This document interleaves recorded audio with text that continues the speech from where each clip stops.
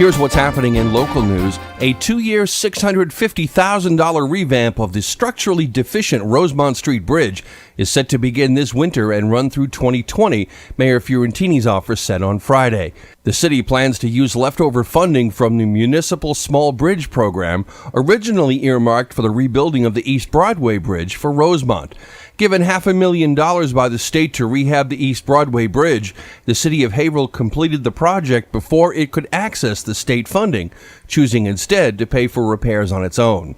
We did an analysis of small city-controlled bridges that showed Rosemont Street to be the bridge that is most in need of replacement after the East Broadway Bridge, Fiorentini said, of the 16-foot overpass from 1934 that has sections that have cracked and rusted.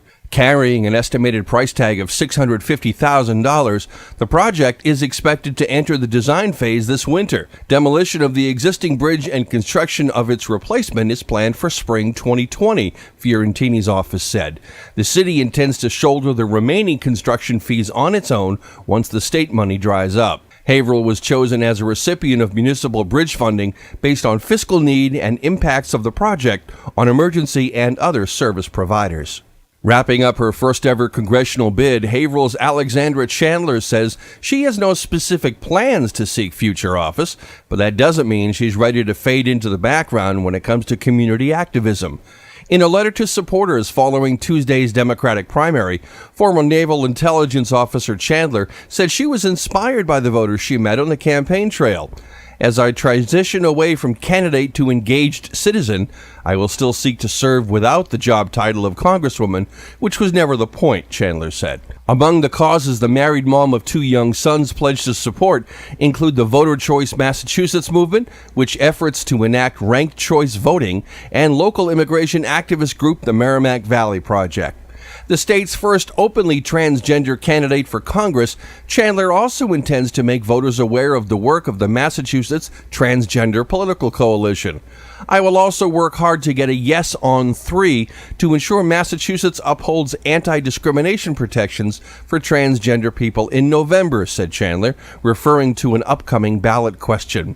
Her commitment to service, says Chandler, does not come with an expiration date. Following last week's primary, Democrats Lori Trahan and Dan Coe each filed the necessary signatures to file for a recount, their respective campaigns have confirmed. Ballots have been sealed since Tuesday's Election Day, per the office of Secretary of State William Galvin. Andover police are seeking the public's help in naming the men who robbed a Santander bank branch late Saturday morning. Chief Patrick Keefe said the bank at 211 North Main Street was robbed about 11:35 a.m. He said 2 men walked into the branch. One of the men passed a note to the teller demanding money, while the other stood by the entrance. There was no weapon shown. No one was injured. Both men fled with an unknown sum of money in what is believed to be a black sedan with a Rhode Island registration. A third man is believed to have driven the car. Surveillance footage from the bank is being reviewed by police investigators. If anyone has any information regarding the robbery or the identity of the suspects, call Andover Police Detectives at 978-475-0411 or the department's tip line, 978-470-3864. Canosa Avenue's Haverhill Firefighting Museum plans to remember the fallen on Tuesday's 17th anniversary of the 9/11 terror attacks. Starting at 9 a.m., the museum's memorial program includes the exhibit Through the Eyes of a First Responder and a meet and greet with Maria Fontaine, the designer who sculpted the museum's 9/11 memorial piece. Last alarms will sound at 9:59 a.m. and 10:28 a.m., the time the towers fell. Tuesday's program is free and open to everyone. All purchases and donations go directly to the 9/11 Memorial Project, organizer Patricia Graham said. For more information, call 978-835-1565 or visit haverhillfirefightingmuseum.org. Remember, WHAV is the only Haverhill-based news source. There's always more at WHAV.net. From the Edwin V. Johnson Newsroom, I'm Eric Scott. From Feature Story News in Washington, I'm Rebecca Foster. The Trump administration has ordered the Palestinian Liberation Organization, or PLO, to close its office in Washington. It's the latest move designed to put pressure on the Palestinians. Flights have been halted in Lyon, France, after a man rammed his car into both of the city's airports. And weather forecasters are warning that millions of people on America's East Coast are in the path of Hurricane Florence. WAVE weather.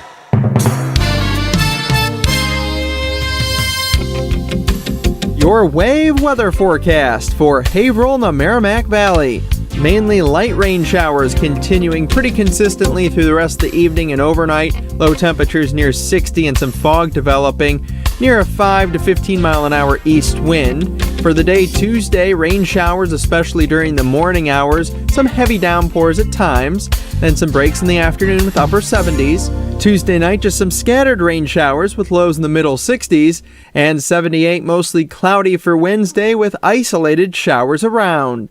I'm WHAV meteorologist Brian Ivy. Your next WAVE weather in 30 minutes. 97.9 FM WHAV. Broadcasting on the Armstrong FM system. This is 97.9 WHAV. Catch the wave, WHAV. Merrimack Valley. Open mic. From the Edwin V. Johnson Newsroom, 97.9 WHAV FM presents the new Open Mic Show with Bill Masek. Make your voice heard. Call 978-374-1900. That's 978-374-1900. And yes, we are back. We are back here in the palatial Edwin Johnson studio. Yes. Why do we have like a new echo? I know we have a new. This thing is a new sound for us, This Billy, is because a they new want to sound. make your voice sound more masculine. Is that it? Yes. Well, I'm not sure I like that. You really? No, We'll put the feminine monitor think, back on it. People think we're broadcasting from space or something. Is that your phone? Yeah. I turned it off too. We turn a lot of things off, I Billy. know, Me, yeah. your wife. I got There's a that call call coming again. in That's from Jamaica. that's the call we were talking about. Right, it is. You Jeez, get I'm sorry, I can't take it. obscene phone calls. All right, Well, Tim, why we don't have like an echoey sound in here. Is it because maybe that mic's on, and we need to turn that down until we start using it with our guest? Anyway, this is live radio right here and television too. Are we Yes. on? Are we on? No, we're not yet. on. But that's All right, okay, that's Billy. okay. You know, it's all about radio anyway. So tell me- WHAV 97.9 FM. So you were away. Where did you go? I went all over the place. Road trip. Well, tell us some of the highlights. Highlights. We spent some time. Now, who's we, first of all? My wife and I. Okay. We left and we wanted, or at least I suggested, and she went along with, seeing some parts of the country we had never been to before. You know, kind of the bucket list. Check them off. We've been there. You've seen them. So we went down the East Coast as far out into the Atlantic as possible. Really? Yeah. We were in the Outer Banks area, the area that's about to be destroyed. It was beautiful. We had great weather, but it's about to be destroyed by the hurricane. Yeah. Florence. Yeah, that whole area. And we kept going. We went over to Florida. We hit Jacksonville, and then we turned coming down to the right, and we went over through Tallahassee, the Panhandle. I had never been there before. We went over to New Orleans. And then we went over, and then we continued on to Texas. Sounds good, Bill. Because my wife is a big. Are we okay, Tim? Sounding better? Okay, You're going good. to put mic 3 back on when the guest is here. Okay, all right. Thank you, sir.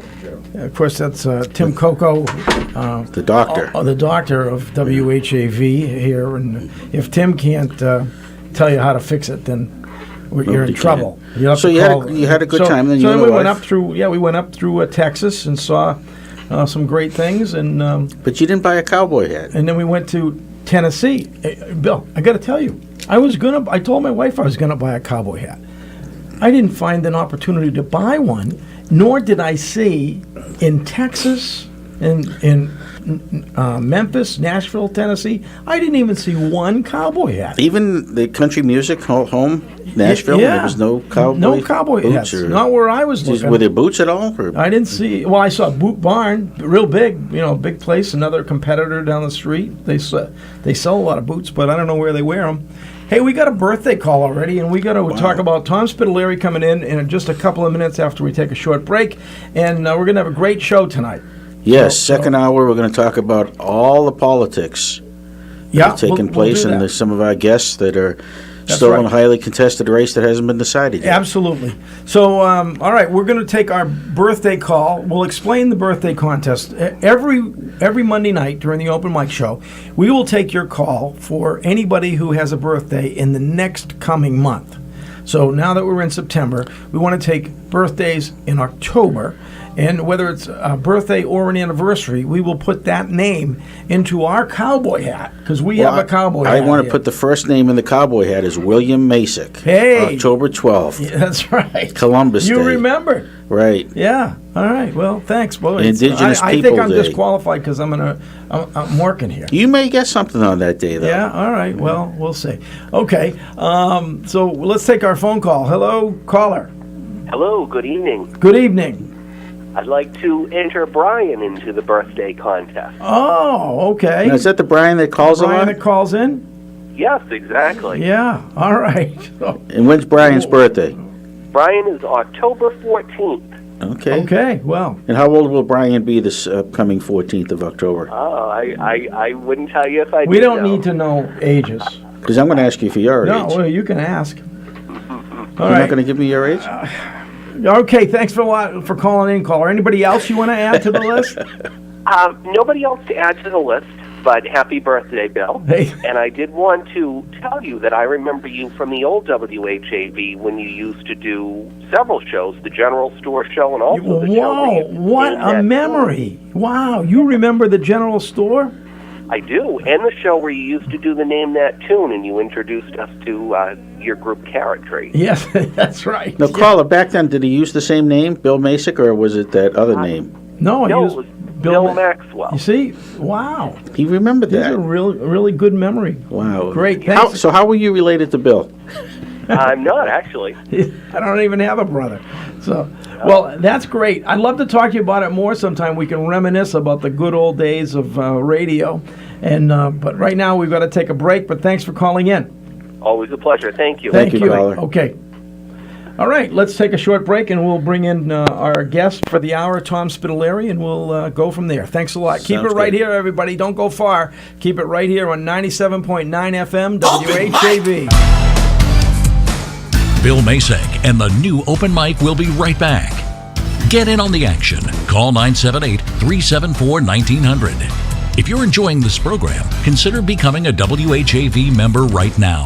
Just click on the membership tab at WHAV.net. Why pay $250 to $350 a year for half as much news? On air and online. 97.9 WHAV provides more Greater Haverhill news more often than any other sources combined.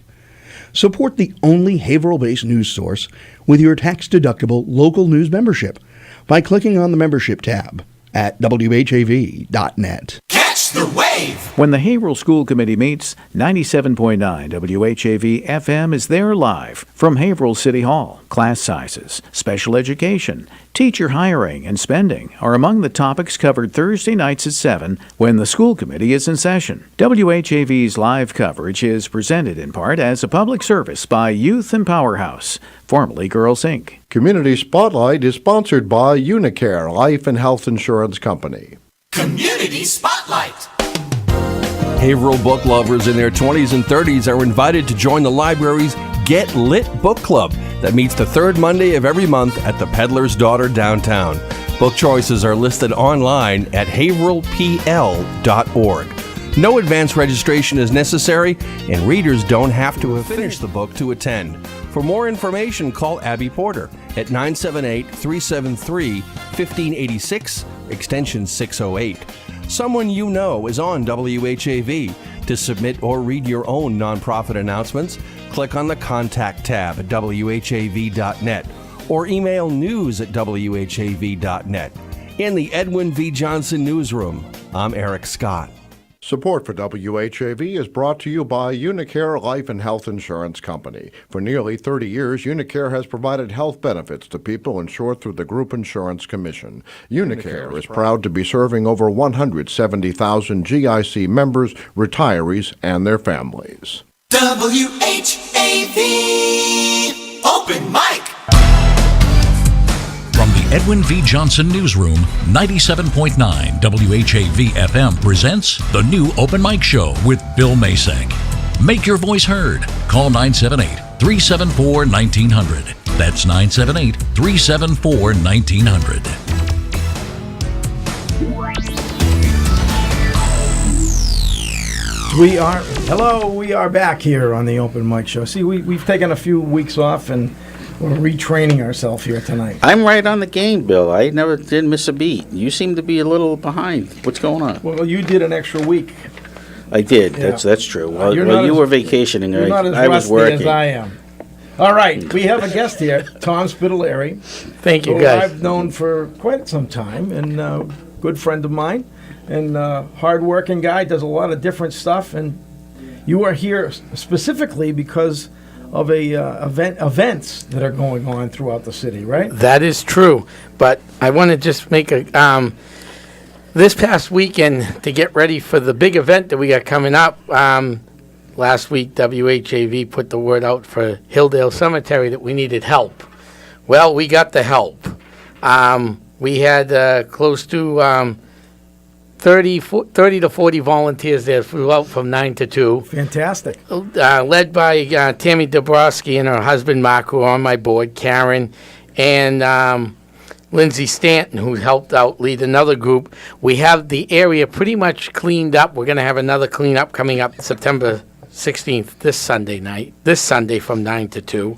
I also want to thank Acasio's Martial Arts, and if it wasn't for the help from a good old Haverhill farmer named Tyler Kimball. Yeah. He came down with one of his big pieces of equipment and really cleared that path for us because they could never have gotten that work done. Oh, that's great. So that was excellent. And Councilor Barrett has helped us out throughout. She's been out there when it was 105 degrees cutting lawn. Good. So it's been a great time. And and then, before I forget, the Haverhill Masons came out and helped us out. And the Haverhill Marine JROTC Corps from the high school. And the Young Adult Ministry of Somebody Cares New England of Haverhill. Fantastic. Isn't it nice from where you started that you now have the support of the community? Because there was a time that I think they wanted to run you out of town. I think so, yeah. But no, we've gone through that path. And, the cemetery's coming along. We've actually done pretty well. We've claimed probably close to 45-50% of the cemetery. And still working at it, and little by little, you'll get it done. I'm sure. Correct. Yep. It doesn't happen overnight when you have 60 years It's worth of neglect. great to have the support of the community and all the people that are volunteering to help you work towards the completion. Quick question, Billy. Is it up to the community to take care of the cemeteries? Is there any bylaw or anything? Actually, it depends who owns the cemetery, I think would be the right answer. Tom, you could Correct. probably... Hilldale Cemetery is privately owned. By whom? By the board of directors. Who are the That's myself, Tammy Dabrowski, Nick Dabrowski, Teresa Brown, and Kim Acasio. Now, how did you come to become an owner of a cemetery? Well, that's a long story, but we'll make it short. It is. Yep. At one time, I was chairman of the city's historical commission. And the Essex National Heritage area, which is potent tonight because that's what Trails and Sales is all about, one of the events coming up through this Tryout Smith, put together this document for every city and town it represents. Essex National Heritage goes from Newburyport to Saugus, Lawrence to Cape Ann. Big area. And in the document, one of the documents, it was about yay thick. It came out that the city needed a demolition delay by ordinance, a scenic roads ordinance, and the catalog and clean up at cemeteries. So as chairman, I took on all three. Okay. And one day I got a phone call from a city attorney saying, after we argued with Hilldale board, that the whole board resigned. Do you want the cemetery? Well, who owned it? Who started it? It was started by... D&D Chase Lumber Company. And how many years ago was that? 1859. Now, why did they start it? Did they have it for employees or? No, it was a business. Back in the early 1800s, cemeteries were private. They weren't all religious. There are other private cemeteries in Haverhill. Okay. Elmwood, Linwood, they're all ran by boards of directors. They are private. And whatever happened to that company that started it? They gave it up and they put another board in charge. You know, after a while, just like an old business, the grandfather has it, the father's got it. Well, maybe the son wants to do something a little different. When's the last time they buried somebody there? Oh, that would have been last year. Okay. We've had about 12 burials since. But if you could see the poor condition, if you could have seen the poor condition that this cemetery was in when you took it over, it's like night and day. Certain, the sections they worked on. It still needs there's still a lot of night left, but there's a lot of daylight. Right. And we just cleared it. We're clearing a huge swath now. And how many people are buried there? 4,820 roughly. That's huge. Yeah. And you have veterans. And we have veterans. We have a big circle of hill up there for veterans. It's 20.93 acres. It's a terminal moraine, meaning it's a hill.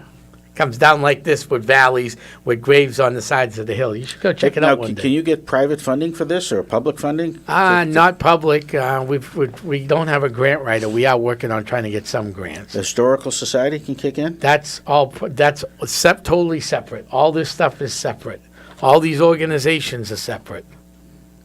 Remember, one of the things that I like to say, no easy ones left. Yeah. That's exactly what's going on here. Yeah. But let's talk about why he's here, though. Right. Now we get the background. Let's talk about trails. Let's talk about the fun stuff. Yeah. Trails and sales, yes. Well, Trails and Sales has been around quite a long time, and Haverhill is on the Trails and Sales Guide. And there's a lot of good events going on in Haverhill. There's about 10 events going on in the city. Okay. Which is good. But the big one that I want to talk about first is the C.W. Tryout Smith Commemoration Headstone and Dedication. That is Saturday, the 22nd of September, from 1 p.m. to 6:45. Show up anytime you want. Okay, give the date again. Give the date, September 22nd. September 22nd. Yep. And that is a Saturday. Saturday, yes. right? Yeah, Yep. that's what I thought. And what's going to happen? Well, on that Saturday, it's actually hosted by the WHAV. Yeah, this is the one that we put that out there. Yep. WHAV. Because all these free events are hosted by many different organizations in the helping city. to sponsor and get the word out. Yeah. So on that day, an early pioneer of amateur journalism movement, Charles W. Tryout Smith, is being honored.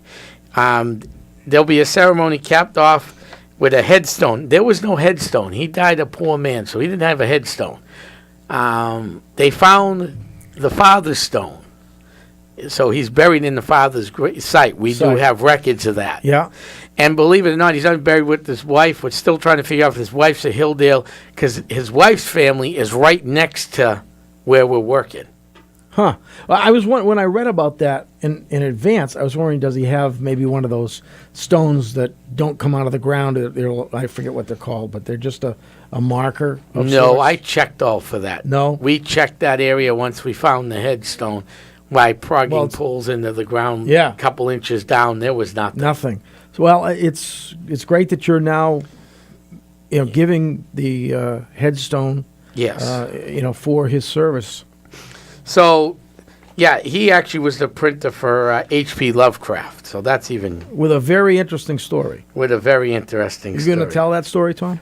What, the Lovecraft story? Well, I mean, the whole story about all of the writings and who he was and what he was did. An early pioneer in the journalism movement. But before... we'll get to this first. And he's being honored at the headstone ceremony. Smith began publishing monthly visitors from Haverhill in his home in 1888, mostly to help his brother Frank raise money.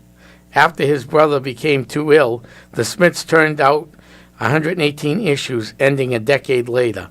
The Smith retirement publication, however, the Tryout, that earned him his nickname and a place in history, according to This actually came from David Guzwald, who's the historian here at WHAV, Right. who will be up for this event. I've been working. He's actually, Really? yeah. Good. Yep. So it's going to be a nice event. It's going to be a great event. Yep. So for Charles W. Tryout Smith. What a funny nickname. Tryout. It is. Yeah. And there's going to be an event during the day, too, not just the stone ceremony, which we'll get to in a minute. But there's going to be a little display. Not really an exhibit because it's only a one-day, couple hours at the Buttonwoods Museum. And this just got added as a confirmation. We actually have a descendant of H.P. Lovecraft coming. Really? Yep. From Providence, Rhode Island. Wow. We might have two. Every time this guy I've known for years, but his son now just got married and has been very busy. The father's definitely coming, but we're not sure about the son. But Paul Eno, they're related through the Phillips side of the family. They're coming up. Nice. So we're very excited, and there'll be a little talk at the. They're going to do a little talk at the cemetery. And what time is this happening? The cemetery on the 22nd, right? Okay. Or is it at Buttonwoods? The Buttonwoods is 1 to 4. 1 to 4. Yep. Okay. All right. And the then, cemetery is what time? About we're going to get there at 6:15. Try to get this done by 6:30 so we can get on to our next event because we have another event that night too. Are you going to tell us about that? Yeah, event? we will once we're done. I got a lot of events going on. It's hard to keep up with you. Right. There's actually 9 published events for Trails and Sales, and I'm actually doing 7 of them. Wow. Wow. You are a busy boy. Hey, we're going to take a short break, and we'll be right back. We'll talk more about Trails and Sales and the upcoming events right here in Haverhill on WHAV 97.9 FM. Open mic! Bill Masek and the new Open Mic will be right back. Get in on the action. Call 978-374-1900. If you're enjoying this program, consider becoming a WHAV member right now. Just click on the membership tab at WHAV.net. It's 6:29. Broadcasting on the Armstrong FM system, this is 97.9 WHAV. That we deliberate and achieve with wisdom and understanding, recognizing the rights of all of our citizens with full regard for the dignity and justice of the individual. Each week, WHAV News brings you live gavel-to-gavel coverage of the Haverhill City Council. Listen to 97.9 WHAV FM each Tuesday night at 7 when the City Council is in session from the Theodore A. Pelosi Jr. City Council Chambers in City Hall. As a public service, Haverhill City Council coverage is sponsored in part by Dole, Childs, and Shaw Funeral Home.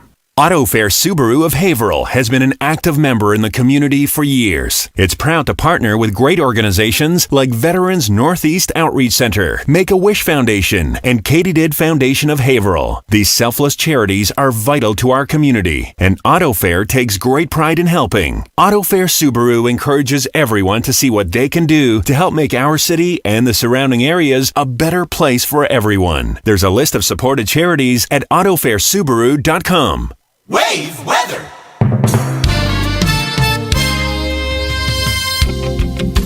Your wave weather forecast for Haverhill and the Merrimack Valley. Mainly light rain showers continuing pretty consistently through the rest of the evening and overnight. Low temperatures near 60 and some fog developing.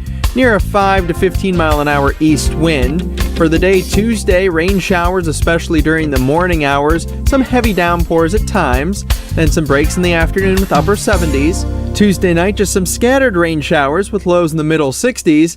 And 78 mostly cloudy for Wednesday with isolated showers around. I'm WHAV meteorologist Brian Ivy. Your next wave weather in 30 minutes.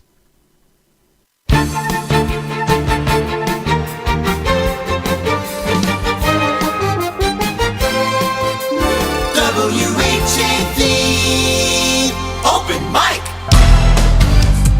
From the Edwin V. Johnson Newsroom, 97.9 WHAV FM presents the new Open Mic Show with Bill Masek. Make your voice heard. Call 978-374-1900. That's 978-374-1900. Back on the open mic right here on WHAV. I'm Bill Masick, my co-host Bill Ellis, and our guest this hour is Tom Spitalere. And we're talking about a lot of things that are going on in the city, and they all kind of fall under trails and sales. And one of the people involved is, I think he's responsible for finding the money and getting the stone through Atwood Memorial. His name is David Godsword, and David is on the phone, Tom. Yo, cool. Should we talk to him right now? Yeah, I think we should, yes. All right. Hello, David. I'm so glad he said yes right then. Because I've called before, and Tim said, no way am I putting him through. Well, we'll never do that to you. Okay, anyway, you were calling because... I was calling because the story of Haverhill showing up in these pulp stories of Lovecraft, it gets kind of complicated. And I figured, since I know it a little better than Tom, I might tell the story instead. Fantastic. I appreciate that. Haverhill shows up in actually several stories, but the one that really we show up in is a story called The Shadow Out of Time. It's a novella. It's by Lovecraft, of course. Yeah. It was written after his 1934 visit to Haverhill. It wasn't published until 36, one of his last stories. Considered one of his best works.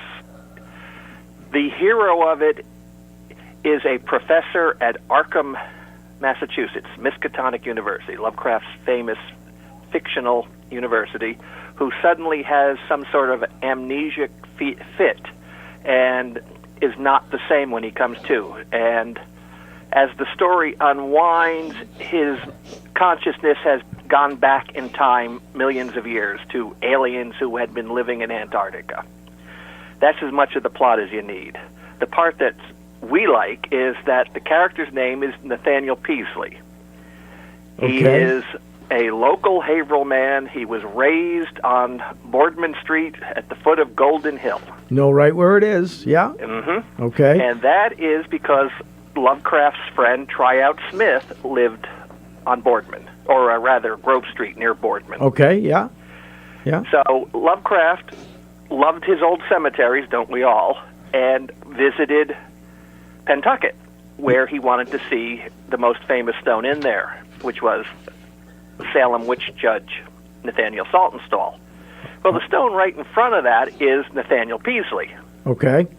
So that's where he steals the name. He steals the address of the Garrison House on the corner of Water Street and Boardman. Yeah.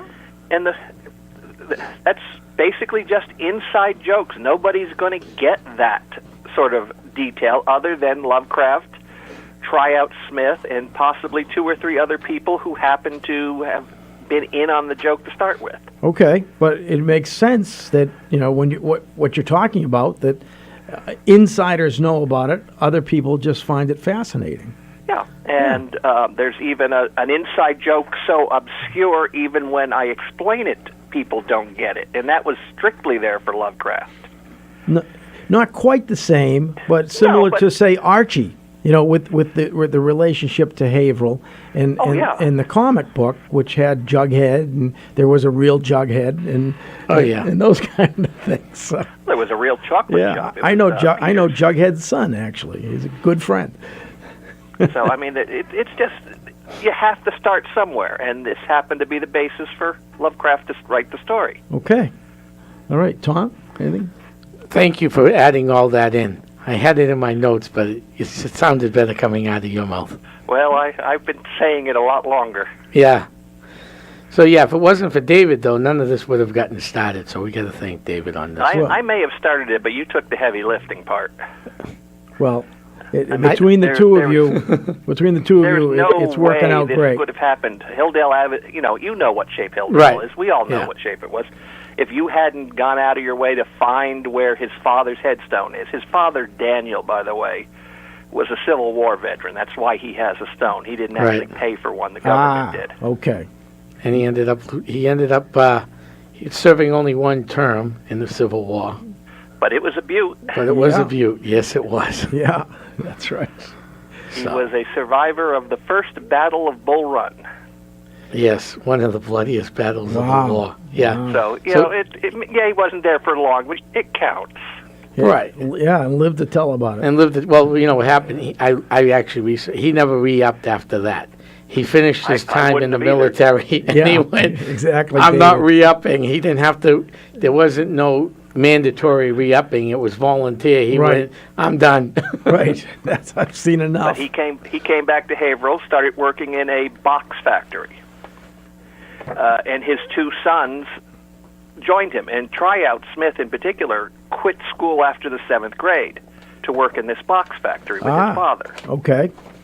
And by the time he retired, some 45 years later, he actually owned it. He had just worked his way up through the company. Wow.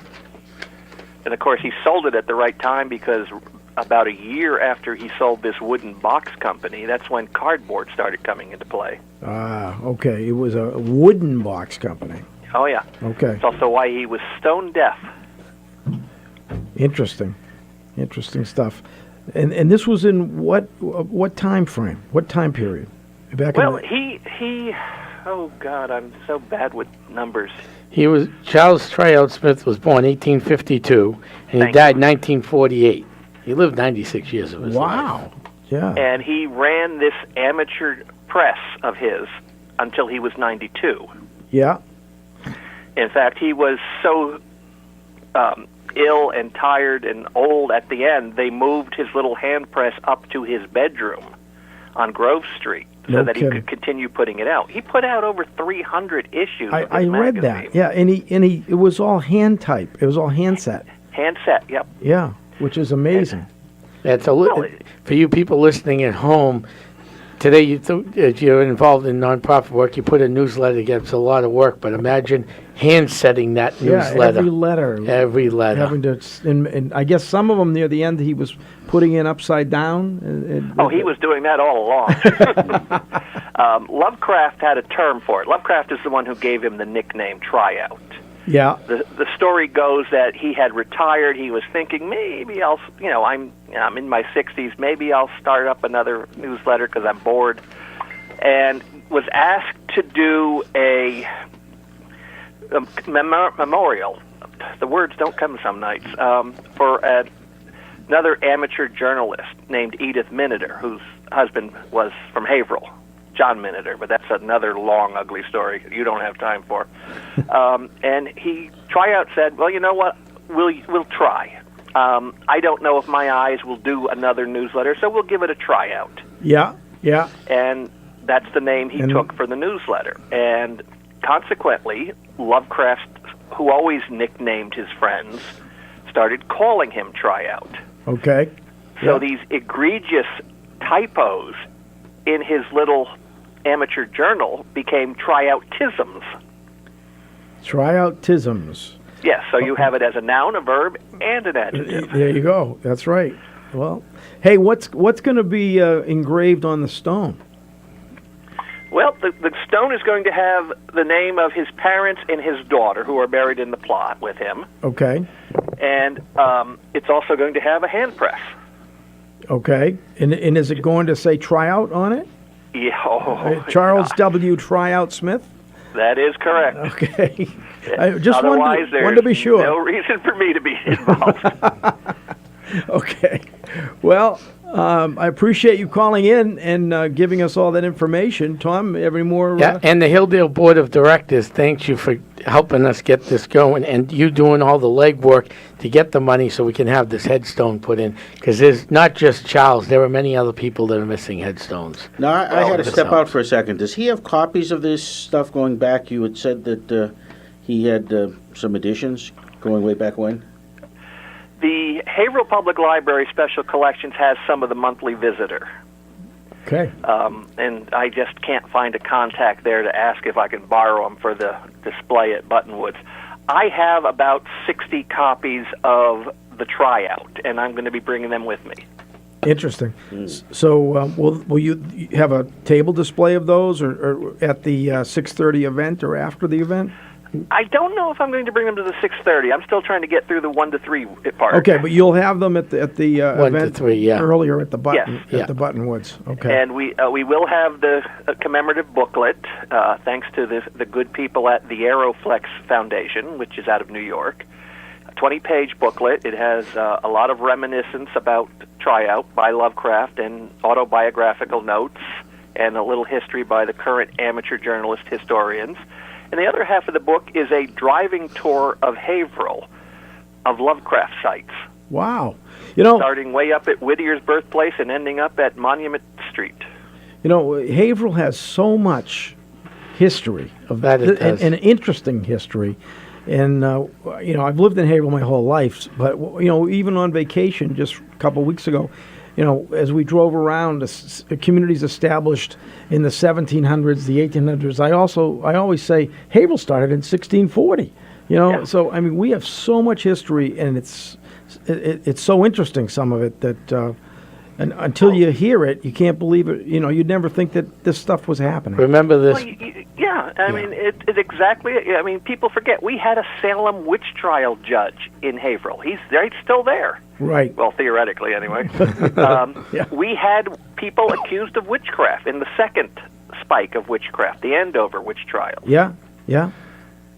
Well, I remember, you know, made the acquisitions was Timothy Swan, who also apparently was the illegitimate father of Hannah Dustin's sister's children. Yeah, okay. So it all starts to come together. Yeah. I want to hear more about that. Yeah. Well, there's the other one that when I was a high school kid, we'd go out just to look at the Countess's grave, you know, Whittier's Countess.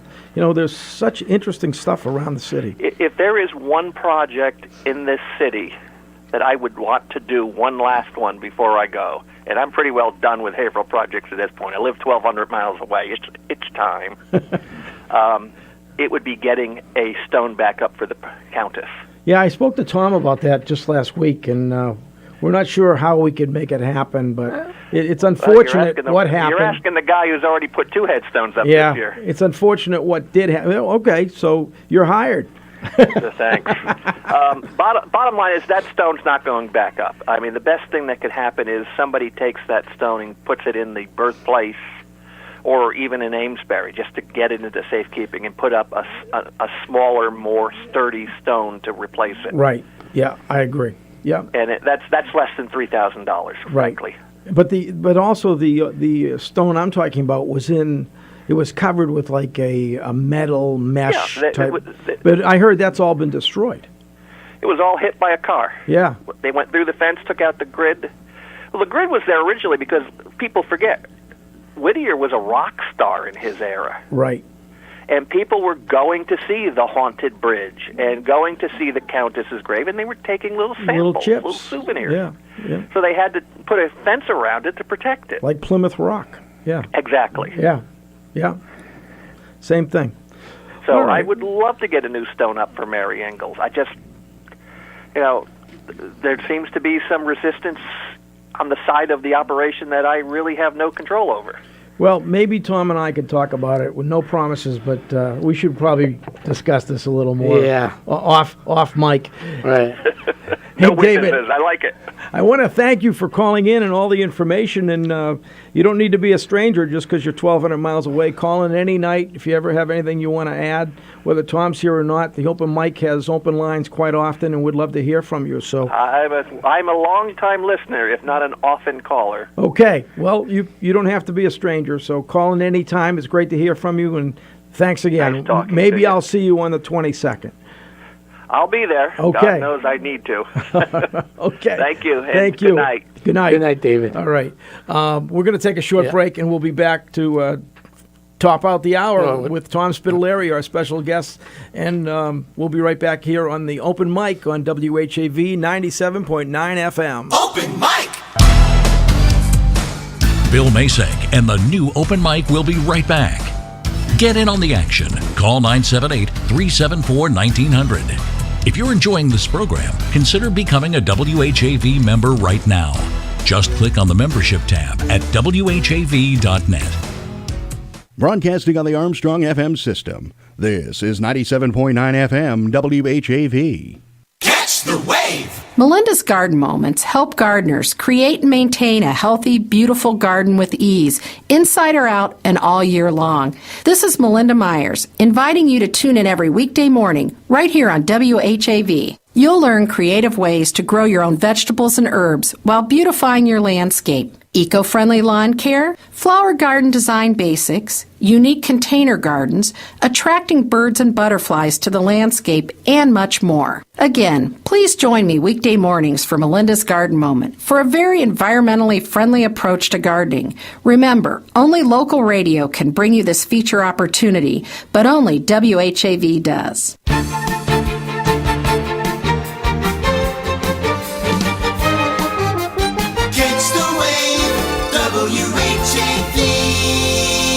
Open mic.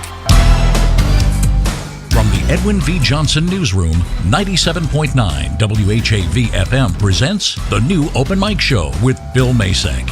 Make your voice heard. Call 978-374-1900. That's 978-374-1900. Back on the Open Mic, Bill Masek, Bill Ellis, and Tom Spitalere, our guest for the balance of this hour. And Tom, you have some other things to talk about, and we're getting close to the end of the hour, so we don't want to not get everything in. So if you want to go to your next topic, or all right, the next thing we're going to be doing, besides on this CW Tryout Smith commemoration headstone dedication, Friday, September 21st, Saturday, September 22nd, and Friday night, the 28th, is Spiritual Quest Weekend at Hilldale Cemetery. Now, this is something you have a lot of experience in. Yes. And you're involved with these things, but you also almost have a sideline of, you tell me what you call it. I have a paranormal investigation team called the Essex County Ghost Project, and I'm the founder. What have you found? No, the founder of the group. No, but what have you found through the years? Yes. Well, at Hilldale Cemetery, we actually caught a picture of a head coming out of the ground. Where's that photo? You have a photo? I have a photo, but not with me. That is correct. I have to see that. But you can see it. And what does it look like? Whose face is it? He was a Civil War soldier, actually from Lawrence's 6th Civil War Guard. I can't think of the gentleman's name off the top of my head. So how did you know? So you saw the grave? No, we took the picture. Someone took a picture, and you could see the head coming out of the ground. Wow. Isn't that something, Billy? We've gotten pictures of We're gonna need to bring Tom back and we got just a talk lot about of different paranormal pictures in stuff.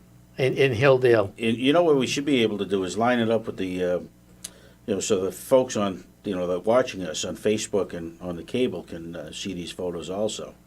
We could do that. Well, we can look at some of the stuff he's done, but also I think it's important to let him talk to maybe some of our listeners that have some experiences either in their home or that they're aware of, and they can talk to Tom about whether or not he thinks it's legit.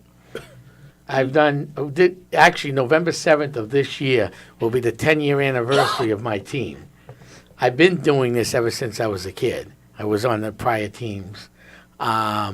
And I've gone from cases from the Bridgewater Triangle all the way to Lake Winnipesaukee. Now, are you familiar with the house in Westminster, Mass? What's the name of the house? I don't know. It's in South Gardner, I think it is. The Gardner Mansion. Never been there, but I'm familiar with some of the stories over there. Yeah, I've seen the person in the window. Oh, you have? You have, yeah. I was looking at the wrong house, but it was, no. No, it's true, though. They've actually been on national TV. Yes, talked they about have. it. Now, there's one with the old Wachusett Inn. That's in Westminster. Yes, where I'm not apparently familiar with that. I was friendly with the fellow that was the manager there, and I asked him about it, and he said the room above his office, somebody would turn the shower on, and it would be nobody in the room, and they'd have to send somebody up there because he could hear the water start to run. No. Yeah, what do you think, Billy? You think there's a life I don't know. after Ask this? Tom's the expert. Do you think Is there that a when life you after hear life? those kind of There's stories, plenty of lives. We see it all the time. We deal with it all the time. I mean, we just had a case this past weekend, and I got cases booked right through the next month and a half and fundraisers.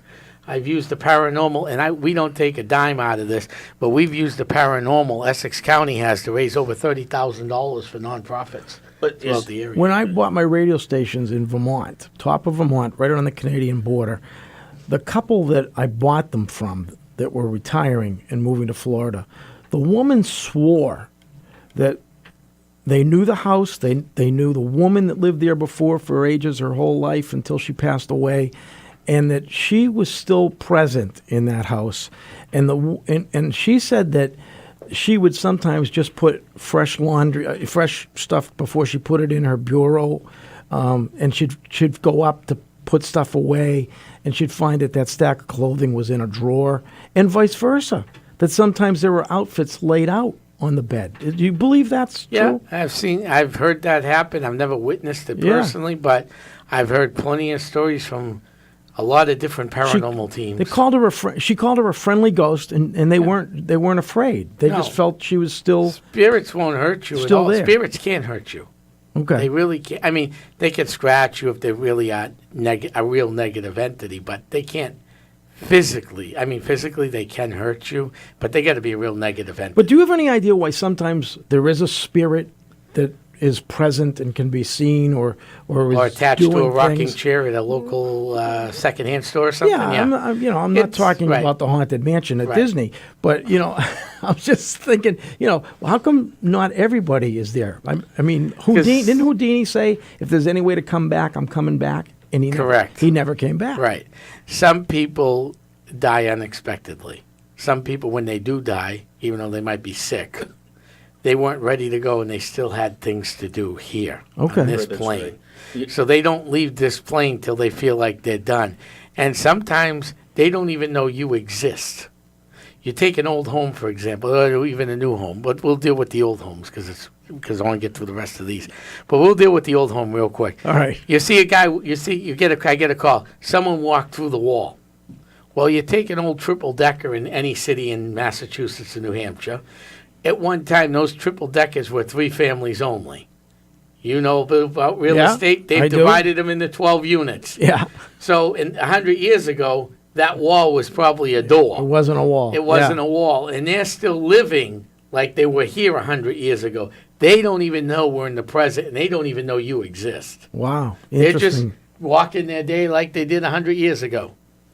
I've heard it said that apparently we're living in a specific time right now, but there could be somebody else that is in the same spot we are, but in a different time. Well, you heard something they talk about the Egyptian pyramids. Right. That how could that have been done? How did they accomplish all that? Was it where they? Sometimes they say there were aliens. Right. They supposedly guided them from above. Yeah. Well, I mean, if you ever take a look at even some of the old paintings from the Catholics way back when, they show spaceships in the sky with flames. Yeah, the cave markings. Native American cave markings. You know what just is phenomenal is Easter Island. Why'd all these people decide to build these huge heads or carve them? And that's only like 25% of it. The rest of the body's underground. Underground. Let's forget about Easter Island. All right, we're going to go back to Trails and Sales. Yeah. And we're going to bring him back and talk about this. All right, so on the 21st, 22nd, and 28th, we will be giving historical guided paranormal tours of the cemetery.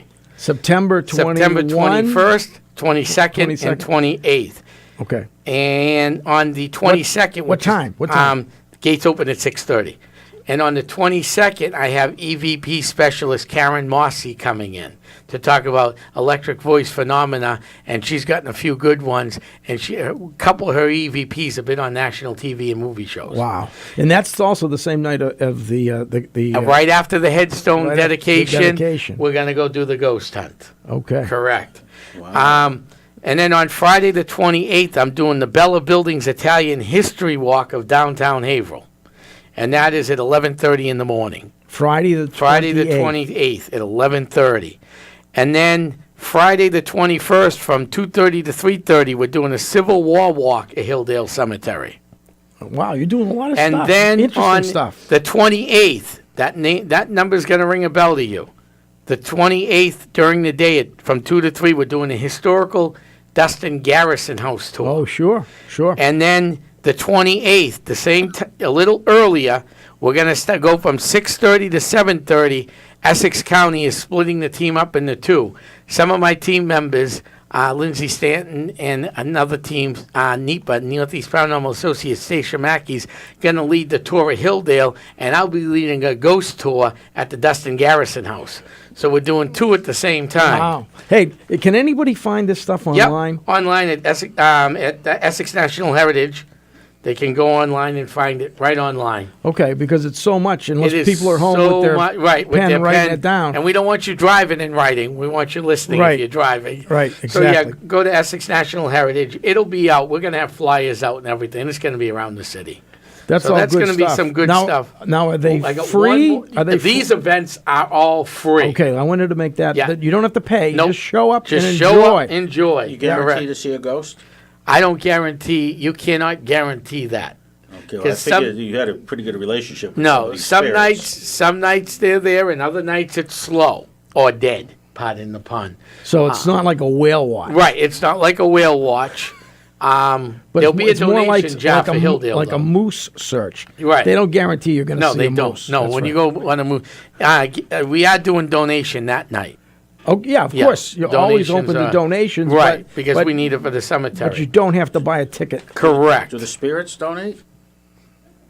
Yeah, they show up. Their They show up. presence. Yeah, their presence is there, yes. That's their contribution. Correct. And then we are doing one other event. It's not Trails and Sales, but it is a fundraiser again. Saturday the 29th is National Paranormal Night Out. This is a worldwide event done on Facebook. So what do? You take a ghost Well, out to actually, dinner, or- Hilldale Cemetery was just being published in a brand new book, 13 Most Haunted Graveyards in Massachusetts by Sam Beltrusis. You're one of them on Hilldale? We're one of the 13 most haunted graveyards in Massachusetts. Hilldale is. It's an honor. Sam's going to be leading a tour at Hilldale and the Dustin Garrison House. Tickets are on sale through Even Sport. You can go to my Facebook page and find it on my page. Click on that. All right, is this Tom? What's your Tom Spitalere. Tom Just Spitalere. Okay. Just go with Tom Spitalere. I didn't know if on it was No. your paranormal organization. No, it's on my Facebook page, Tom Okay. Spitalere. Go on there, click on it. You'll see where it is. It's a big thing. It's a National Ghost Hunting Out. Then at 11:59, we're gonna go live on video through some way on Facebook. I don't know any of that stuff. Facebook video with other teams across the world. So if you're there Across at this the world. yes.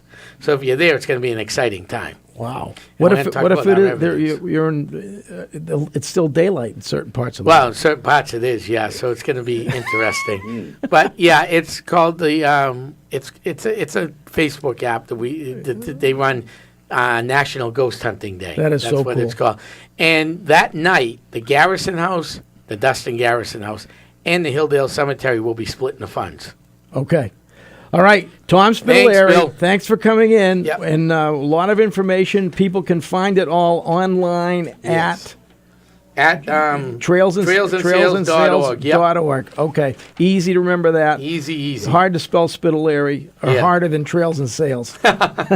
Okay, we're going to be right back with another hour on the open mic right here at WHAV 97.9 FM. Open mic!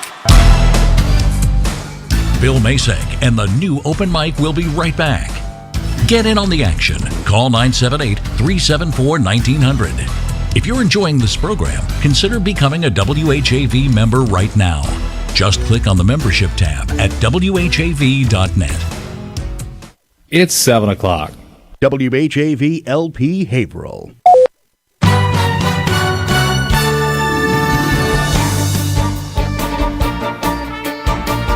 Here's what's happening in local news. Longtime Haverhill Conservation Commission chairperson Cheryl Accardi was relieved of her duties on the city board in what insiders allege is retaliation for the commission's decision to cite the city for cutting 147 trees along the Merrimack River last year. Reached by telephone late Friday, Accardi told WHAV she was let go from her post by Mayor Fiorentini in a call that morning. He called and asked me if I was on the Conservation Commission, and I said, yes, I'm the chairperson. He said, "Well, I've decided to go in a different direction with the commission, so your services will no longer be needed. Thank you for your service," Accardi recounted. WHAV has learned that in the several weeks leading up to Accardi's dismissal, Fiorentini made statements to people at City Hall about the status of the 7 commissioners, admitting he was ready for personnel changes. Accardi told WHAV she believed her firing was tied to the violation notice and called circumstances surrounding her exit very similar to that of former Commissioner Brent Bazelak. As WHAV has previously recorded, Bazelak was replaced by Fiorentini after he voiced concern about the cutting. The mayor countered that replacing Bazelak was solely intended to bring new blood to city boards. Planning and watering was completed last week by MON Landscaping of Dartmouth in compliance with an order of conditions issued by the Conservation Commission last fall. Vice Chairperson Harmony Wilson is expected to oversee the commission in Accardi's absence, with local businessman Joe DiPietro joining in the role of a commissioner. While a formal recount of Democratic ballots cast in the 3rd Congressional District could take place this week, candidate Lori Trahan said this weekend her vote count has more than doubled. Trahan, who declared victory last week with a 52-vote lead, said newly certified results from city and town clerks has increased her margin over Dan Coe by 131 votes. The certified results now include provisional ballots cast. Trahan offered remarks during her Women for Lori rally on Saturday in Lowell. A big part of campaigning is about building trust with the people you will represent in Washington. I believe it's vital for everyone to have confidence in the result of this week's primary, and I respect the right of the Coe campaign to pursue a recount, Trahan said. She added, "But I continue to believe that when all the votes are counted again, I will remain the Democratic nominee for Congress." She said the short final election campaign against Republican Rick Green requires her to continue running. Trahan was joined in her rally by former opponents State Senator Barbara L'Italian, State Rep. Juana Matias, and Bofa Malone. Last Friday morning, the Coe campaign confirmed it would file for a recount. "We want the progress to progress as swiftly as possible so the ultimate nominee will have adequate time and resources to win in November." Meanwhile, in an email to supporters Sunday, L'Italian said, "I have no regrets about running for Congress. This race may not have gone the way we hoped, and I may not be headed to Washington to fight the Trump administration," she added, "but I want to promise you one thing. I'm still going to make plenty of trouble and speak up on behalf of those that need a voice." Green said he supports a quick recount, but warned against a power grab by either side. The final election takes place Tuesday, November 6th, with the ultimate Democratic contender challenging Green and independent Mike Mullen to fill the seat left vacant by retiring Nikki Tsongas. Business Bulletin. The Massachusetts Bay Transit Authority is helping riders keep more money in their pockets this fall with the extension of the popular pilot program that offers $10 commuter rail fares for unlimited travel each Saturday and Sunday. On all lines, including Haverhill, the special is valid from the first scheduled Saturday trip until the last ride on Sunday, the MBTA said. The special discounted fare is available for purchase on board trains using the M-Ticket app or at ticket windows at North, South, and Back Bay stations. Riders age 12 and over are eligible for the discounted rate. Up to 2 children under 12 may ride free with each paying adult. During the first phase of the program this summer, the MBTA saw steady growth in weekend trips, with 3,470 passes sold during the first weekend of June 9th and 10th, and over 8,100 passes issued during the most traveled weekend of July 28th and 29th, officials said. Earlier this summer, Keolis Commuter Services, the company that operates the MBTA rail network, confirmed the system-wide rollout of smartphone apps and handheld devices to process credit and debit transactions. The complete implementation is set to wrap up this fall. Remember, WHAV is the only Haverhill-based news source. There's always more at WHAV.net. From the Edwin V. Johnson Newsroom, I'm Eric Scott. From Feature Story News in Washington, I'm Rebecca Foster. The Trump administration has ordered the Palestinian Liberation Organization, or PLO, to close its office in Washington. It's the latest move designed to put pressure on the Palestinians. Flights have been halted in Lyon, France, after a man rammed his car into both of the city's airports. And weather forecasters are warning that millions of people on America's East Coast are in the path of Hurricane Florence. Wave weather.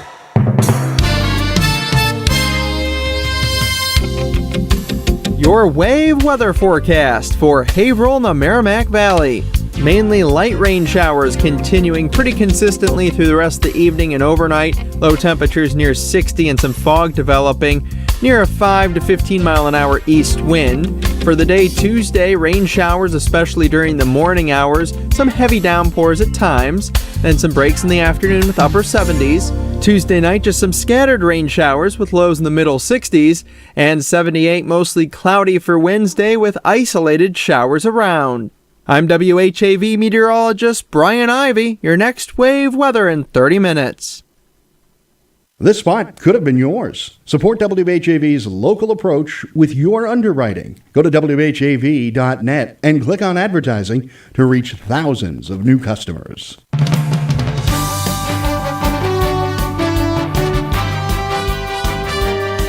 97.9 FM WHAV.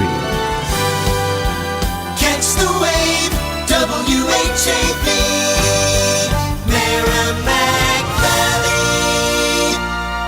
Open mic. From the Edwin V. Johnson Newsroom, 97.9 WHAV FM presents the new Open Mic Show with Bill Masek. Make your voice heard. Call 978-374-1900. That's 978-374-1900. Hour number 2. We are here, Bill. You and me for this hour. And I'm back. Hopefully, I apologize to the crowd for the first hour. I got a horrible cold. I was worried about you for a second. You thought I was going to die? I thought you were going to die. What was that document you pulled out? William Ellis's life insurance policy. You were already buying that new car, weren't you? Just sign here. Oh, well. People do that. I've heard that people do that. You can buy life insurance on anybody. I guess you probably need permission. If you do, but I'm going to tell you a story. I worked for a fellow years ago, and if you borrowed money from him, he would take out a life insurance policy on you. Really? He was not going to get beat. He was, he wasn't going to let the Grim Reaper, take money out of his pocket. Well, and I'm sure that he tacked that on to the amount too. He, I guess we're far enough away. One of my business loans. He went away for the RICO Act. It's just to tell you the kind of character. Yeah, but actually, one of my business loans, the bank required that I get life insurance to cover not the whole note, but probably about 50% of it. Yeah. Well, a story that I'd heard years ago, machine tool business, and a fellow had said to me, told me a story, that he had a friend that had a partner, and they determined how they were going to separate the business. If one of the partners died, there would be $1 million life insurance policy. So whoever died, that $1 million would go to the family, and then the remaining portion of the business would stay with the surviving partner. Okay. So on a Friday afternoon, he signed the insurance deal. He gave a $5,000 payment for the insurance policy. Monday morning, my friend called the guy, and they said, he's not in yet. He says, what do you mean he's not in? He's usually in like at 5:30 in the morning. He died Sunday night. Ooh. He died before the check could actually have been cashed. But since the policy writer took the check, it legitimately was technically it was he had a policy for $1 million. Yeah. And they had to pay off. They did pay off. Huh? Yeah. Yeah. So Billy, how about people with life insurance? I've heard about this. A lot of times, the company that gave the life insurance took all the money, makes it tough for the estate to collect, and a lot of them. Well, you know what? You have to fight them to get the money. There was a thing on TV about that, Billy. What they do is they can go through all the obituaries. So say you passed away, you've been paying on a policy, say your wife didn't know about. So all of a sudden you lapse because you haven't paid in 6 months. Your wife comes across the policy and says, oh, Billy had a $10,000 policy with whomever. She goes to collect and they say, no, the policy lapsed because he didn't continue paying, which is kind of rotten when you think about it. Well, I'm sure they sent a notice, your policy is going to lapse in 30 days. You're in the grace period. Apparently some of these insurance companies, what they would do is they have these databases that are so keen so they know that you're dead. So they're not going to advise your family to keep paying. And that's how they were getting around it. Wow. All right. Well, we have a birthday call, and since this is an open hour, we're going to talk to Brian. Hello, Brian. Hello. How are you, my friend? Phil. Brian, you can't call your own birthday, and somebody else already did it for you. Yeah, you're already in the mix. You're in the hat. I'm in the hat. I'd like to thank Mark for that. Yeah, and who knows? You could be getting yourself a cake from Albie D's second-generation Italian bakery in Bradford Square. One of those luscious cakes. You might get one for free. Might be. Might be. You know. We'll see. Could happen. And But Bill. I have, Bill I have tried to put actually me have in. Now you're like 2 days after me. Are you October 14th? He's the I'm the 14th. 14th. Yeah, I'm the 12th. So we're good people, huh? Are you? You're still a Libra, right? Yeah, Libra. Yeah, we have the balancing scales. We're the only. When was the last time you stepped on a scale? I think you'd be unpleasantly surprised. This morning. And how about you? I stepped on a scale. Well, that's and good. a piece I know of paper, you've been on a piece diet. of paper came out, said one at a time. That's right. Careful.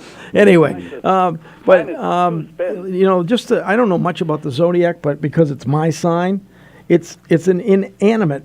It's a scale. It's not. It's not a rabbit or what all the other signs are. Different things. I don't follow it, but I It's the remember only non-living zodiac sign. Rodney Dangerfield did a routine. He goes about it. Him and his wife. He said, "I'm a water sign. She's a dirt sign. Together we make mud." That sounds like him. Yeah, that God sounds bless like him. Rodney. So what's up? What's up? Well, I've got. I'll give out 2 birthdays tonight, and that is to Lisa and to Courtney. Lisa and Courtney. All right. Right. I got a couple more. Do you have that, Mr. Producer? Okay, he does have it, and he's got the addresses. oh, okay, good. And if things go well, and if Mr. Ellis is going to draw the names, learn not to say the last names on the air. Why? We had several people with the same first name, so I had to say the last name. All right. That wasn't the case in September, and you said the last name anyway. All right, so you have 2 people tonight. Are you going to call in more, like next Brian, week? I got a hint for you. You're not going to win.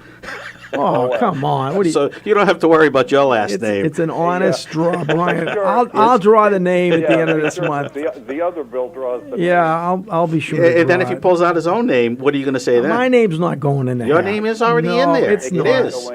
I Well, already put the slip in. If I Do you know what? if I pull out my name, I will put it aside and I will draw another name as the winner. It would be your luck. You'd pull out a name and it'd say on it 6 7/8.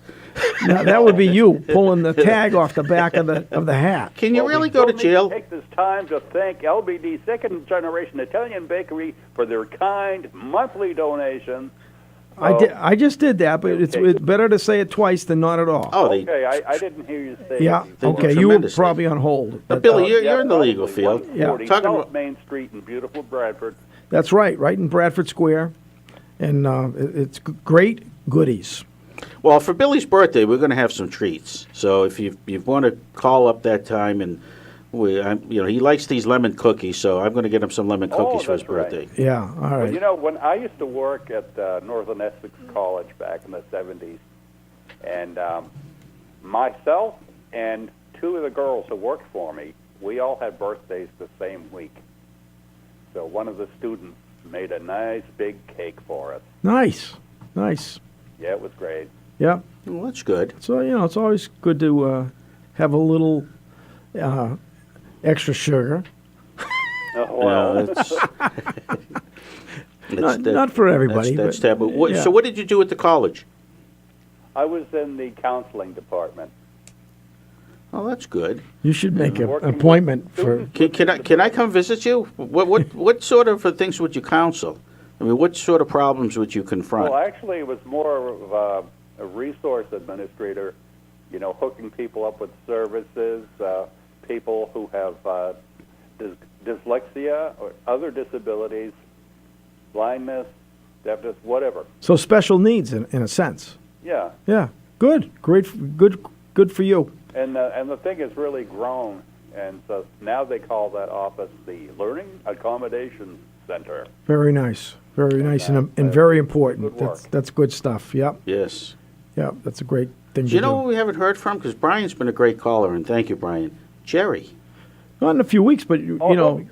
this past month we were, between the holiday and and vacation schedules, we were a little bit You were out of vacation sorts. schedule. I I was working. You missed 1 week. I had to take 1 week off, one weekend or one night off, I should say. Yeah, all right. But while you were Corporal traversing the Boucher East had gone to Coast, the Blinded Veterans Convention out in Reno. Who went there? What are you saying? Corporal Boucher. Oh, Jerry Boucher. Yeah, okay, Dr. Boucher. Dr. Boucher, and there's Yeah. the other Jerry. Yeah, Jerry. There's also Jerry. The water guy. The ex-DEP the guy. environmental engineer. Right. Won't Yeah. mention his last name, but the ex-DEP guy. Smart guy. He's 90 years old too, and he's still like thinking, better than most. April 15th was his birthday, and he did win a cake. 91 now, I think. No, 90. I He think turned 90 did on he April just turn 15th. 90, or did he turn 91? I believe it was 90. 90. Yeah. Okay, but that's I could He'll be live wrong. to know anyway. Yeah. Yeah, but he won the cake. He won the cake for the month of April. Yeah, absolutely. Yeah. So anyway, this whole birthday anniversary, birthiversary, as I've heard it called. So, Is that a new word, Bill? yeah, actually, a friend of mine I think might have made it up. Who was on the air at the last station I owned. That's when you used the name Rick James? He used no.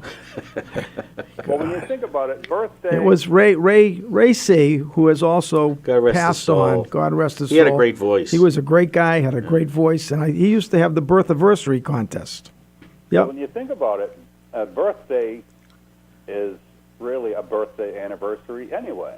Right. Because That's true. we all have one birthday, right? Yeah, that's right. Now, Billy, do you celebrate conception and birthday? Well, I've tried to get my relatives and friends to go along with my thoughts that October 12th, when I was born on that day, it was Columbus Day. Okay. And until the government made it the second Monday of October, it was always, when I went to school, I didn't have to go to school. It was a holiday, Columbus Day back then. And so I never got a birthday cake at school, but I got the day off. What were the three ships? The Nina, the Pinta, the Santa Maria. And which one was Columbus on? The Love Boat. He was on the Love Boat. Do you remember that show? That was a great show. Yeah, that was a good show. And who sang the Love Boat theme song? Who sang? Love American Style, truer than the red, white, and blue. Gifford there. No, not Gifford. It was the Cowsills. The cow. Is that who sang? I never knew that. I never knew that. Yeah.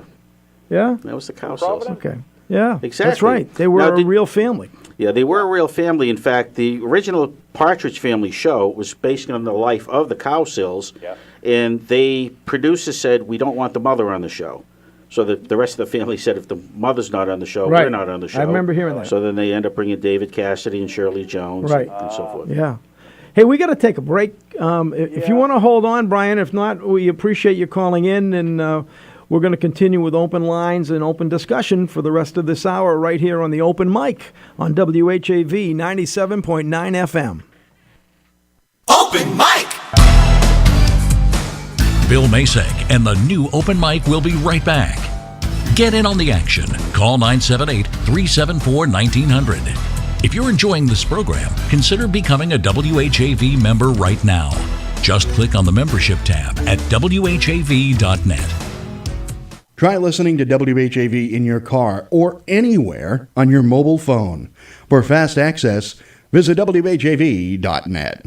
Catch the wave! Hi, it's Gary LaPierre. I worked for WHAV. It was brief. Long story. Tell you sometime. Anyway, become a WHAV member or renew your membership now. Just visit WHAV.net and click on the membership tab. Community Spotlight. The Plastow YMCA is saluting those educators from the Timberlane Regional School District making an impact on their community. The Y encourages residents to nominate teachers who have gone the extra mile. Nominees must be submitted in writing no later than October 1st. Teachers must have at least 3 years of experience, and nomination letters need to have contact information for both the teacher and the person nominating them. Nominations may be mailed to the attention of Tracy Fuller at the Plastow Community YMCA, 175 Plastow Road, Plastow 03865, or email to fullert@northshoreymca.org. Someone you know is on WHAV. To submit or read your own nonprofit announcements, click on the Contact tab at WHAV.net or email news@WHAV.net. In the Edwin V. Johnson Newsroom, I'm Eric Scott. Open mic! From the Edwin V. Johnson Newsroom, 97.9 WHAV FM presents the new Open Mic Show with Bill Masek. Make your voice heard. Call 978-374-1900. That's 978-374-1900.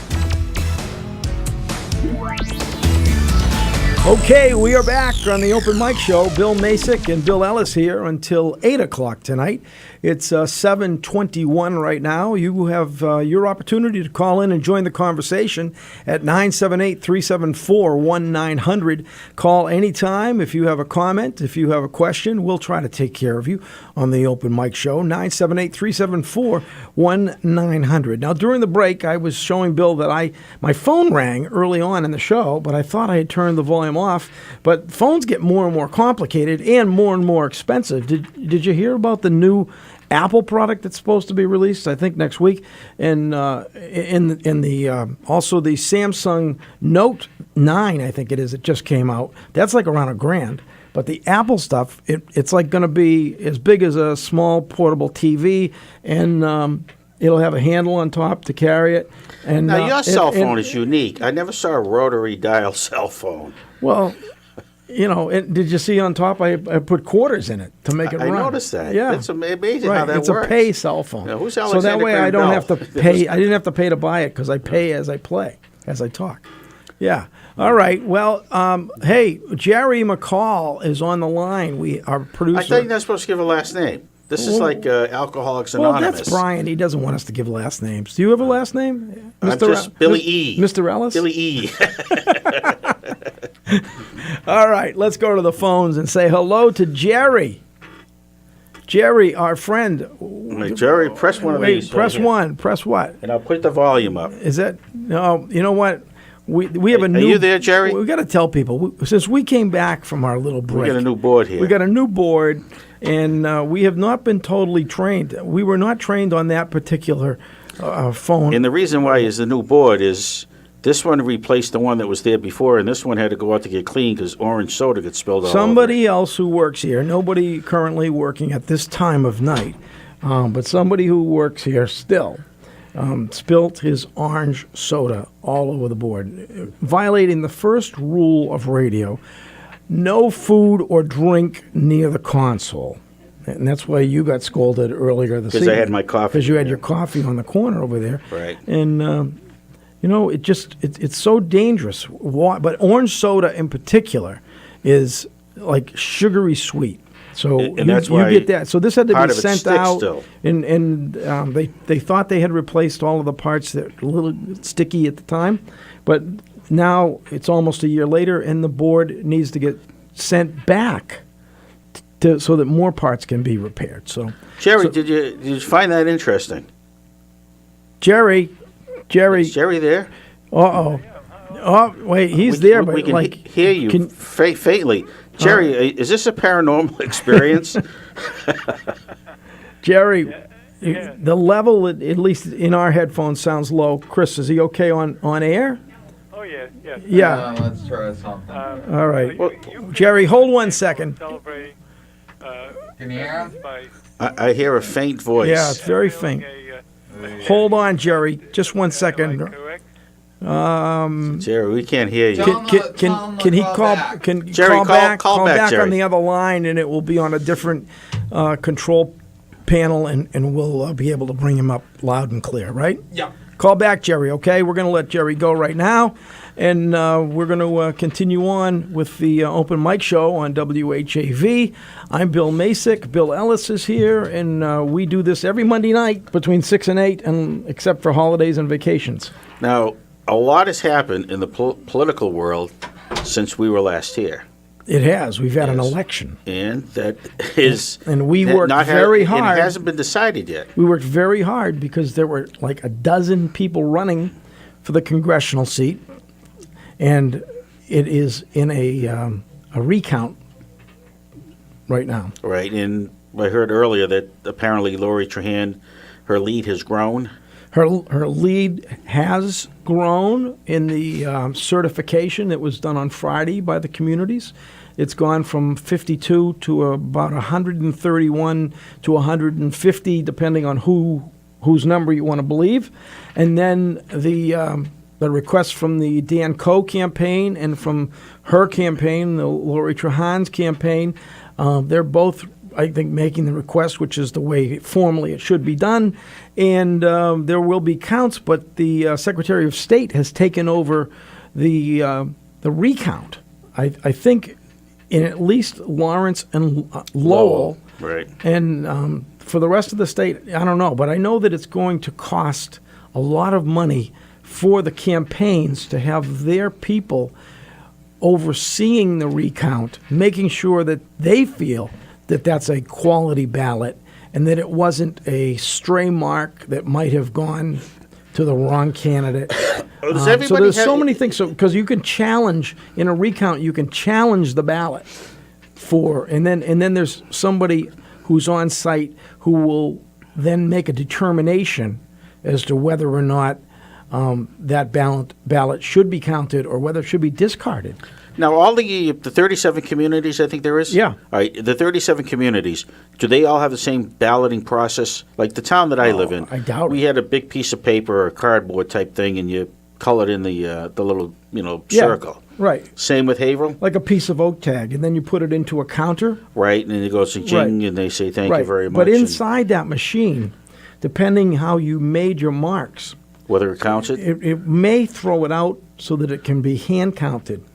It be reviewed. If it feels, this mark's a little too big or a little bit off, that machine also has a little bit of intelligence as to what the intent on that ballot was. All right, so they're physically going to look at each ballot to determine. That's what I believe will do a happen. hand count. Right. Now, but some recounts are done with the machines.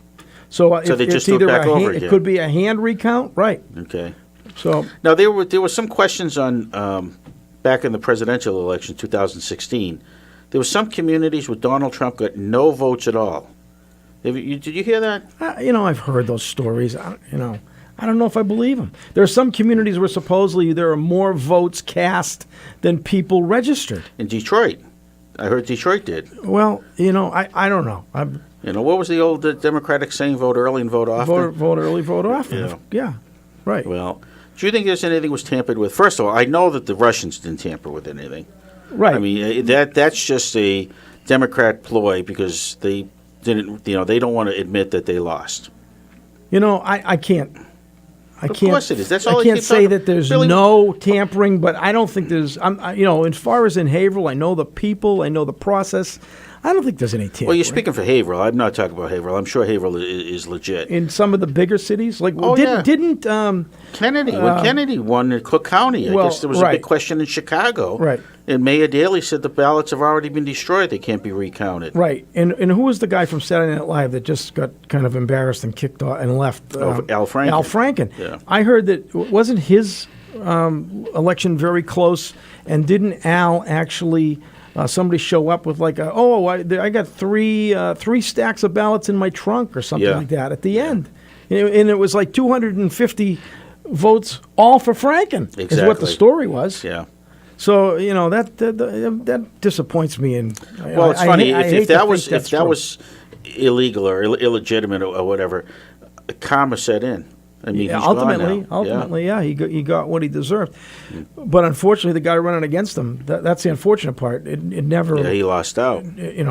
Reverts back to what happened.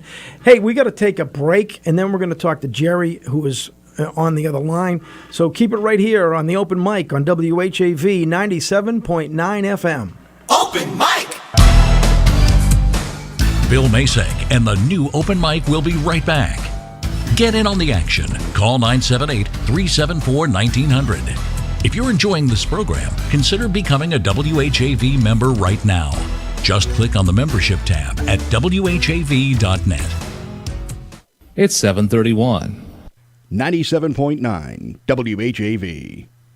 AutoFair Subaru of Haverhill has been an active member in the community for years. It's proud to partner with great organizations like Veterans Northeast Outreach Center, Make-A-Wish Foundation, and Katydid Foundation of Haverhill. These selfless charities are vital to our community, and AutoFair takes great pride in helping. AutoFair Subaru encourages everyone to see what they can do to help make our city and the surrounding areas a better place for everyone. There's a list of supported charities at autofairsubaru.com. Triumphant return of Haverhill Hillies football to live radio continues Friday night here on 97.9 WHAV FM. This is WHAV Sports Director Paul Ryan. The Brown and Gold take on the Chelmsford Lions at Chelmsford. Join me and former Hillies quarterback Tommy Morgan for the pregame show beginning at 6:30. Kickoff is at 7. After that, catch all the action home and away all season long on 97.9 WHAV FM. Wave weather.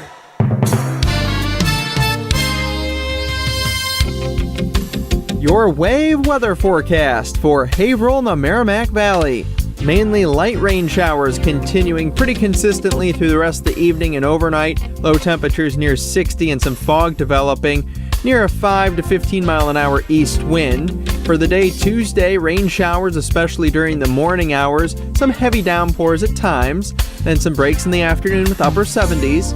Tuesday night, just some scattered rain showers with lows in the middle 60s, and 78 mostly cloudy for Wednesday with isolated showers around. I'm WHAV meteorologist Brian Ivy. Your next wave weather in 30 minutes. WHAV Open Mic.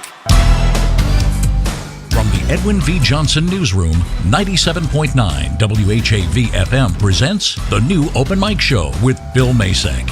Make your voice heard. Call 978-374-1900. That's 978-374-1900. Okay, we are back on the Open Mic Show. Bill Masak and Bill Elis. I'm going to change my name. And you know what? You know what's sad this Masak. past I've week? asked this guy 8 times to say my name right. He is saying it right. You've been saying it wrong for 65 years. Yeah, right. You know who died that reminded me of you? Burt Reynolds. Reminded of. I always look at you in the Burt Reynolds. I didn't look like Burt Reynolds. Well, you do now. He's dead. No, but Let's get to Jerry's phone calling. Quit this chatter. Hello, Jerry. Hey, good evening. There you are. We can hear you now, Jerry. Loud and clear. Jerry, is it 90 or 91? 90. 90. Okay, congratulations. April 15th. Congratulations on that. April 15th. Next year it's going to be the marathon is going to be on April 15th. Nice. Are you going to run? Are you going to run, Jerry? Yeah, sure. I'm going to run. Who's the guy that used to run? How do you feel about it? I'm not going to talk about the plight of Methuen tonight because there's so many problems. I'd like to talk. Everybody is, the whole country. We love our veterans, and they're commemorating all over the country statues and things like that, and dedicating statues to veterans of the World War II, yeah, and the Iraq and other Vietnam wars, and all the conflicts, yeah. But the thing that really bothers me, though, Bill, and I'd like to get your feelings on it. How do we get?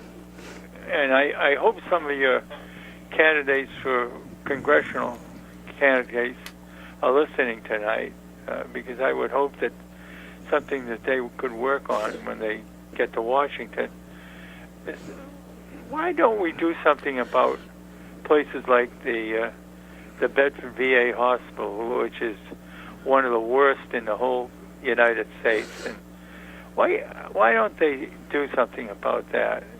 These hospitals where veterans are just waiting to die in most cases. Well, they have to wait for And appointments the care is that terrible, they almost die. A lot of them die before they get a chance to be treated. Exactly. Well, it's interesting what Jerry's talking about. In the bigger scheme, you see the way the government is handling a portion of society, which are our veterans, but yet people want the government to handle all of society. with the 32 or 33 trillion dollars they want for free Medicare for everybody, how would that play out? I think that would be a disaster. But getting back to the veterans, has it changed at all? I mean, Donald Trump has said that he wanted to upgrade the system. Well, I'd like to think that some of it has improved. It's certainly not repaired and fixed so that it's all running 100% and everything's just perfect. But on the other hand, I think what Jerry's saying, that we need to work towards, and I know Trump's for the veterans, and Nikki Songus was for the veterans. She did a lot of veteran stuff, right, Jerry? Yeah. Yeah. Right. So I think it's going to take time. It didn't get to the broken point.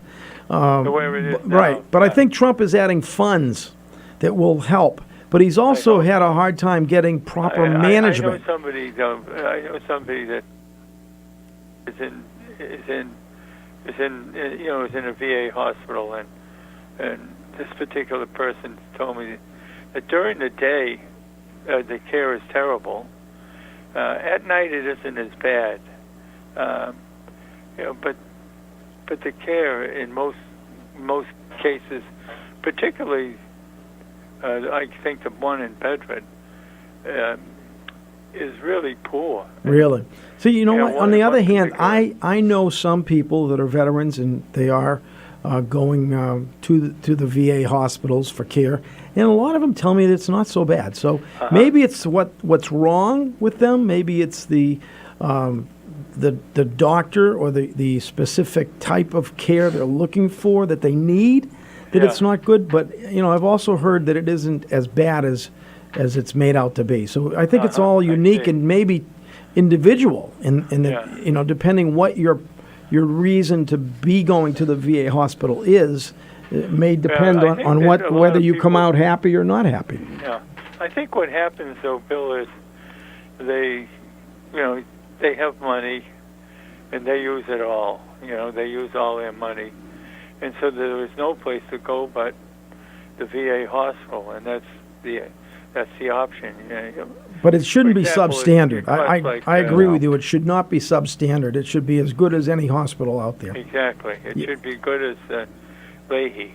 Yeah, Leahy and if anything, maybe it should be a standard, a model for others to try and General, keep up with. Something like that. Yeah, I agree with you.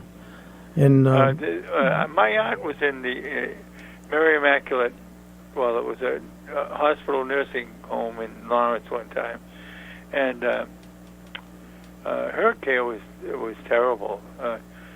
She fell out of bed, and had a concussion. And, Jeez. It was just terrible. It is terrible. But Jerry, and I've gone through some illness in my family, and my mother in particular, before she passed away. But what I was an advocate for my mother, and I think it's important. It takes more time, it takes more effort, but sometimes the person that advocates, you should probably, if whether it's you or other members of the family, that you get together and advocate for the best care and support. Yeah, Bill, that's wonderful. But I'll tell you something. In some instances, what advocates have found is that they're advocating for certain patients, not in general care, but certain patients, and then as a result of their advocacy, there is retaliation. Retaliation.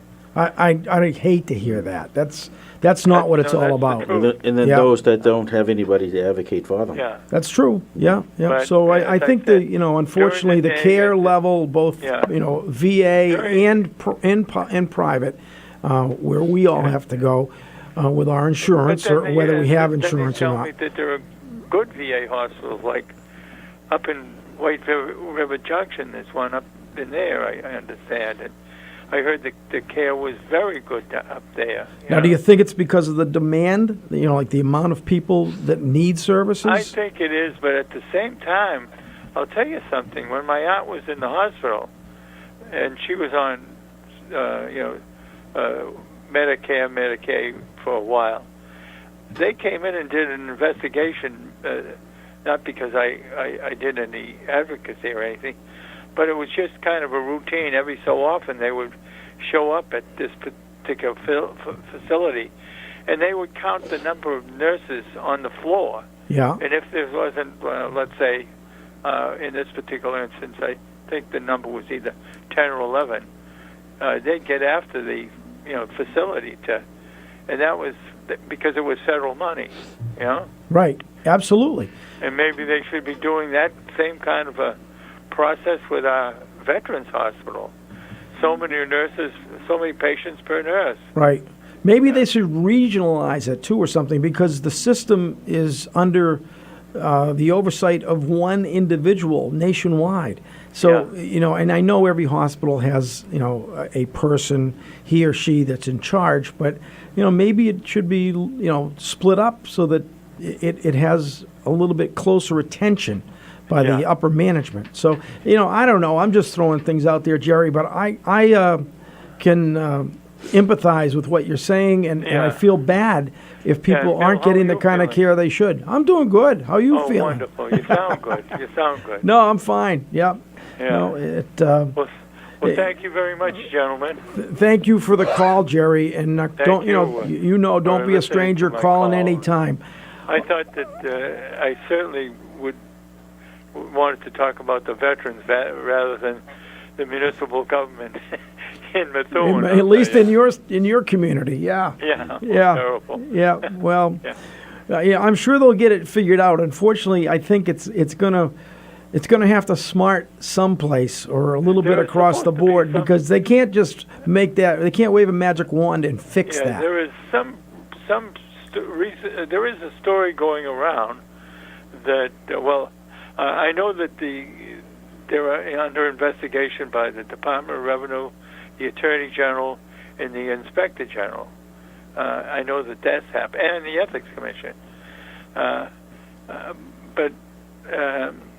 But there are recent rumors that the FBI is in town, and it was supposed to be some kind of a breaking news story today, and I could hardly sleep all night because I was I'm concerned about. Well, for the sake of everybody, I hope it moves quickly to a resolve, because as it wallows in this kind of a we got to get the it's not doing anybody any good. You got to get it fixed and then move on. Right. There's a lot of work to be done, consolidation and et cetera like that. Right. Oh, thank you very much. All right, gentlemen. Jerry. Thank you, Jerry. As long as Robert Mueller isn't starting to do interviews with people in Methuen, you're probably okay.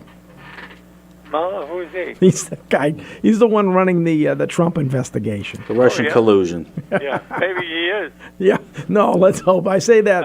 I say that in jest and with In closing, I can recall though that there was mistakes made in what they call the weed and seed program. Police officers, the patrolman was supposed to get the overtime, but a lot of superior officers got the overtime. That's another thing that's happening. As a result, the city of Methuen had to pay almost $200,000 back to the Department of Justice. Yeah, well, when you said FBI, I jokingly thought about Mueller coming to Methuen, but I don't think so. Anyway, right, Jerry, thank you, Jerry. Enjoy the week. Okay. Have a good night. All right. Talk to you Bye-bye. soon. Okay, bye-bye. Well, we're going to take a break. How's that? And then We'll come take a back. break, and then I got to talk to you about a major story breaking out of Ohio. I'm looking forward to hearing that. Yes. Okay, all right. We're going to take a break right now on the Open Mic Show. Bill Masick and Bill Ellis right here at 97.9 WHAV. Open mic. Bill Masick and the new Open Mic will be right back. Get in on the action. Call 978-374-1900. If you're enjoying this program, consider becoming a WHAV member right now. Just click on the membership tab at WHAV.net. Stay informed each day with local news, coupled with FSN's worldwide coverage. 97.9 WHAV is the only Haverhill-based news source. There's always more at WHAV.net. Triumphant return of Haverhill football to live radio continues Friday night here on 97.9 WHAV FM. This is WHAV Sports Director Paul Ryan. The Brown and Gold take on the Chelmsford Lions at Chelmsford. Join me and former Hillies quarterback Tommy Morgan for the pregame show beginning at 6:30. Kickoff is at 7. After that, catch all the action home and away all season long on 97.9 WHAV FM.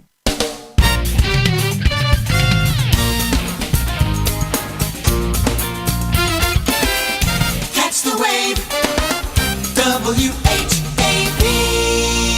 Open mic. From the Edwin V. Johnson Newsroom, 97.9 WHAV FM presents the new Open Mic Show with Bill Masek. Make your voice heard. Call 978-374-1900. That's 978-374-1900. And we're back. Here we are. We're bringing it up till 8 o'clock now. No more interruptions, but we will take phone calls at 978-374-1900 because that's never an interruption. That's somebody joining us on our little safari. And I want to have people talk to us, call us up about this big story out of Ohio.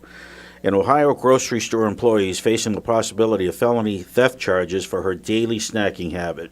Yeah, I heard this. She was eating 3 to 5 slices of ham every day, and over the past 8 years, they figure she's eaten $9,200 worth of combination of ham. Sometimes she'd eat salami. How do they figure that out? I know, and you have to know how thick she's cutting it, I guess, to figure it out. Yeah, how much it weighs. Must have been a pretty thick slice, and they must have had pretty high prices. Now you're in the legal field, Billy. Can they prosecute? How are they going to prove that? Well, maybe they had cameras in the deli department. Well, apparently somebody witnessed her. You know, and she could probably say it didn't look Didn't good. she admit to it? I don't think so. I think she admitted to that. Well, it says the woman is facing potential felony charges. However, the county sheriff office said in a statement on Facebook that felony charges are unlikely. Yeah, right. But it would probably be a non felony crime. But on the other hand, they may ask her to pay the money back. Really? The judge could do that, sure. Yeah. But, I mean, how would you prove it, though? Every day you ate 3 to 5 slices of ham. So I thought in the story that I heard earlier that they said that she had admitted to it. It's not in this story here, but do you ever think about taking I've never 3 to worked 5 in a slices? deli. No, I've never worked in a deli. Well, thank goodness. Okay, well, we have a caller, Bill, so we're going to jump right to that because we're Maybe we starting should- to run out of time. Hello, caller. Hi, how you doing? I have birthdays. Oh, How hi. many How are birthdays you? do you have this year? What's your name? Liz. Liz, that's right. Liz, how many birthdays do you have? 4. Okay. And Liz, can give us the Debbie, names. Barbara, Katrina, and Donna. What was the first one? Debbie? Yep. Debbie, Barbara, Katrina, and Donna. Sounds like hurricanes. Yeah. Yeah. Okay. Now, are those friends, relatives, or a combination? Friends? Friends. Okay. And our producer, Chris, has written all that information down, right? Yep. Right? And you're calling in to get their name into our big cowboy hat for a drawing on the last Monday of this month. And the winner will receive a free birthday cake from LBD's second generation Italian bakery in Bradford Square right here in Haverhill. And we hope that one of your friends wins. Thank you. Okay, Liz, thanks for calling in. Thanks for listening. Bye. Okay. Thank you, Liz. Bye-bye. So, Billy, one of the big things that they've been talking since the first minute he took office, Trump, is impeachment. What do you think the chances of that ever happening? Well, it's impeachment and then being found guilty that has to happen. It's 2 steps. So if the Democrats get the majority of the House, that the House has to vote to impeach. Right. And if they can get enough votes to impeach Trump on whatever charge or charges that they think are valid, then it will go to the Senate. When the Senate, I think, has to do 2/3 of the Senate, or 60. It's either 60 or 66 votes required for it to, actually happen. Otherwise he's found, he's not going to be impeached. Found not But you know what's responsible. going to be interesting is, and the Democrats And should, that probably can't happen because the House is one thing and the Senate is another. And to I get that understand many that. votes, It's it not would gonna it would happen. be a bipartisan vote. Probably won't happen. But if they did do it, and the Democrats control the House, Right. and Trump slides by and nothing happens, do you think that emboldens him even more? Because once that's behind them, it's gone. They can't bring that up again. So what are they going to bring up? About the unemployment rate dropping or the economy getting better? Well, by the time it's going to be election time for him, by the time that were to happen, and yeah, but you know what? The country's getting. I think the country's getting sick. It's going to be time for the 2020 election. It's going to be 2020 election time. And if he wins, what are they going to do for the next 4 years? He's close to the edge. Even though they say he won big, I worry about some of the states. Or I don't mean but I think some of the states may not go his way again. Some of the states that had never gone Republican for a long time. Yeah, but Billy, James Carville said. Has he? Remember what James Carville said? It's the economy. It's the economy, stupid. Yeah. Right. And I think people do vote with their pocketbooks. Well, I don't think the people have really seen what will happen until we have to pay our taxes for 2018. And then there's another vote coming up that could happen soon. From what I hear, it probably won't happen before the November election, but they're trying to lock in the tax reduction that only goes till 2025. 2018 or 2025. Right. I thought they wanted to make it go to 2025. Anyway, they want to lock it. Oh, they want to lock it in permanently. It's indefinite they for want to make it corporations, but right. it terminates for singles. Right. So, that's also out there. There's so much stuff just bubbling around. I wish they'd just get together and vote on certain things. There's like 600 things that the House has passed that the Senate won't even take up because they're in such a deadlock. Our government was never like this. You should always be able to work toward a compromise. So when did it change? I think during the Obama administration. I think you're absolutely right. Yeah. Well, one of the things that I can see happening is I think the Dems are going to implode. The reason being is all their faces are all socialists right now. And they're getting a lot of media play because it's a liberal media that's out there. But if you turn around, Mr. and Mrs. Middle America, they're not going to go for this nonsense. And Trump actually could come out even that much better in 2020. Well, I think certain states are going to lean progressive left.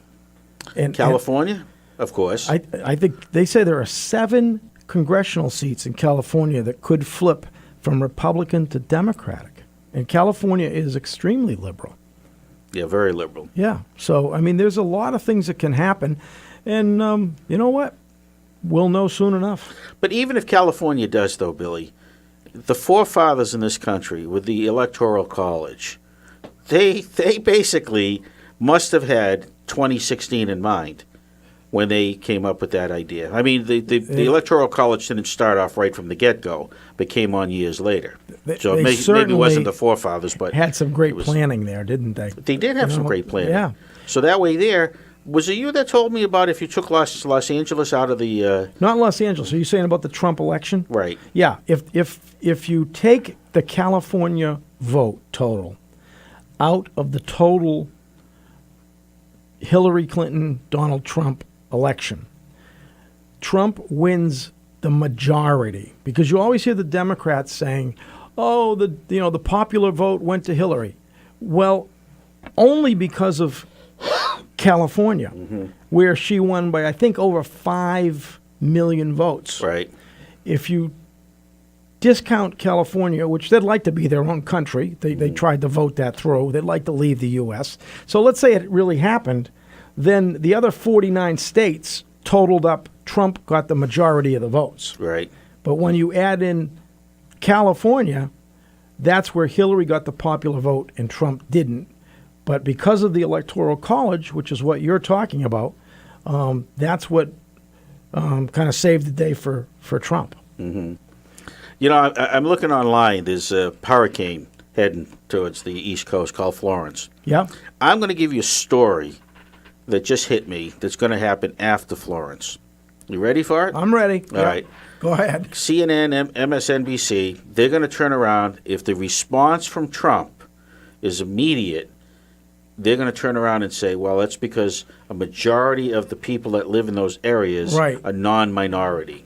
Well, or that they supported Trump in the election. Exactly. Yeah. I guarantee you, listeners, I want you to listen that up. But Of CNN course. and MSNBC, they will definitely They have spin to. the hurricane that way. They have to. It's kind of nice. Spin the hurricane. Spin the hurricanes. Yes. Yeah. Do they spin counterclockwise?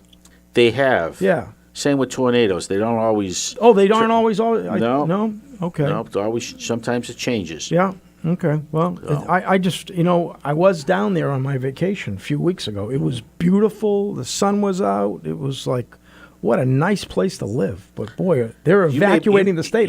You may be able to get some good deals on properties. I if you heard go the back. governor earlier, and he said they're actually, tomorrow afternoon at noon, they are routing certain roadways only for evacuation. You can't come in to certain areas anymore. Well, do you know that's the reason why the interstate highways were set up? Was evacuation for nuclear atomic weapons. Right. I was heard that they were paid for from the like a military fund or something. It was not what and you who would was think. responsible for it? 19. I was young back then. It was they were built in the It was before I was early born. 60s. You weren't No, born in the early 60s. 1955. 1950. That's when it started. Yeah, it was Eisenhower. Eisenhower. And Eisenhower got the idea from the Autobahn when he was in Germany. When Right. the Americans Yeah, he was went a into general. Germany. He went from being a general to being president. And his wife's name was? Mrs. Eisenhower. Mamie. Come on. How could you not like Mamie? And when he ran for president, what was his motto? Chicken in every pot. I like Ike. That's right. I do kind of remember Wow, that. Billy. How Yeah. come I know all this and you lived back Because you're Mr. Minutia. Minutia? Mr. Minutia. Oh, you I thought know you said manure. Minutia. Minutia. You know what that is, don't you? I know what do. minutia is? Yeah. You know, it's you another- should be on a game show though. You'd be great on like Jeopardy or something like that. That would be fun. You'd be great on that show. Yeah. I would be better on Wheel of Fortune? The Wheel of Fortune. Yeah. That's a real brain tease. That show. Pat Sajak has to be one of the worst hosts. He has no. I don't find him funny at all. Years ago, he had a nighttime show, and when I heard that, I said he will fail because he doesn't have like the Johnny Carson type of personality. Yeah. And I think he went a month. Yeah. And, Yeah. they took him off. A lot of people have tried that. It's not easy to do a talk show. And the talk shows now stink. Because the first thing Well, out of they're their just- mouth is Trump is this or Trump is that. Right. They would talk politics years ago, like on a Johnny Carson Not show. much, though. But they would never, ever get in. The big thing was Gerald Ford. Remember the big thing? He Yeah, couldn't chew 'cause he- bubblegum and walk at the same Yeah, time. he was kind of, he'd fall down. He was and- clumsy. Yeah, clumsy.